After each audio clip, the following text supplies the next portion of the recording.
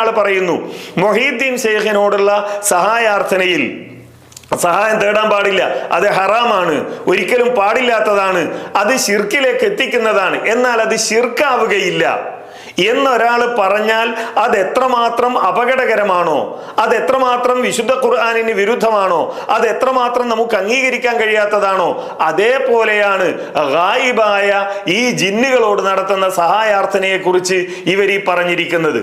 ആരാണിവിടെ മൊഹീദ്ദീൻ ശൈഖും ജിന്നും ഒരുപോലെയാണ് എന്ന് പറയുന്നത് എന്ന് ചോദിച്ചാൽ അതിന് മറുപടി പറയാൻ ഈ ആളുകൾക്ക് സാധിക്കുകയില്ല എന്നതാണ് വസ്തുത. സാമാന്യബോധമുള്ള ഒരാളും മരിച്ചുപോയ ഒരു മനുഷ്യനും ജീവിച്ചിരിക്കുന്ന ജിന്നും ഒരുപോലെയാണ് എന്ന് പറയുകയില്ല എന്നത് എല്ലാവർക്കും അറിയാവുന്ന ഒരു കാര്യമാണ്. എവിടെയാണ് കേരള നദ്വത്തുൽ മുജാഹിദീനോ കേരള ജമിയത്തുൽ ഉലമയോ അതിൻ്റെ പണ്ഡിതന്മാരോ പ്രബോധകന്മാരോ മൊഹീദ്ദീൻ ശൈഖും അതേപോലെ ജിന്നും ഒരുപോലെയാണ് എന്ന് പറഞ്ഞത്? എവിടെയും അങ്ങനെ പറഞ്ഞിട്ടില്ല.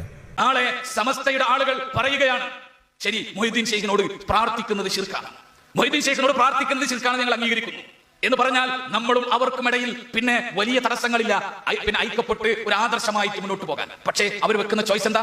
മൊഹീദ്ദീൻ ശൈഖിനോട് പ്രാർത്ഥിക്കുന്നത് ഞങ്ങൾ വേണമെങ്കിൽ ഹറാമാണെന്ന് പറയാം, ശിർക്കാണെന്ന് പറയാം, ഹറാമാണെന്ന് പറയാം, ചോദിക്കാൻ പാടില്ലെന്ന് പറയാം എന്ന് പറഞ്ഞാൽ നിങ്ങൾക്ക് സമ്മതാണോ?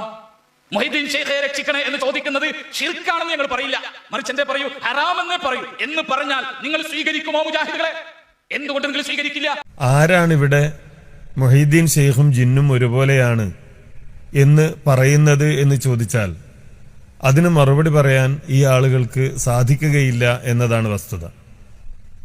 സാമാന്യബോധമുള്ള ഒരാളും മരിച്ചുപോയ ഒരു മനുഷ്യനും ജീവിച്ചിരിക്കുന്ന ജിന്നും ഒരുപോലെയാണ് എന്ന് പറയുകയില്ല എന്നത് എല്ലാവർക്കും അറിയാവുന്ന ഒരു കാര്യമാണ്.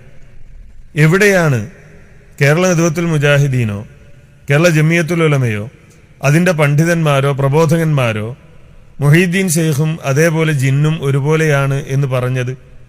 എവിടെയും അങ്ങനെ പറഞ്ഞിട്ടില്ല.